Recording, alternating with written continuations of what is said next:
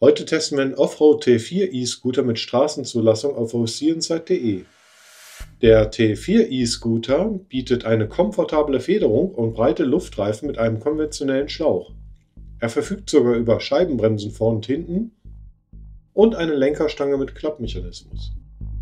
Na dann klappen wir mal. Zunächst müssen wir auf der rechten Seite den Sicherungsstift lösen, können den Hebel umlegen und betätigen die Arretierung auf der linken Seite. Nun können wir den E-Scooter zusammenklappen und angenehm tragen, wobei sogar noch der Lenker gefaltet werden kann. In umgekehrter Reihenfolge kann der E-Scooter nun wieder aufgebaut werden. Es gibt übrigens auch eine eigene E-Scooter-App. Wenn wir den Kilometerstand zurücksetzen möchten, drücken wir die Power-Taste und die Beleuchtungstaste gleichzeitig und wählen dann P4 und drücken dann die M-Taste etwas länger und dann ist es zurückgesetzt.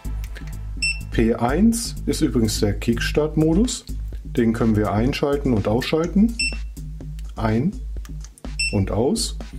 Und P2 und 3 wäre zum Tunen, der ist aber hier nicht freigeschaltet, denn damit könnte man dann mehr als 20 Stundenkilometer fahren. Ja, dann schalten wir wieder in den Standardmodus zurück. Und dann los!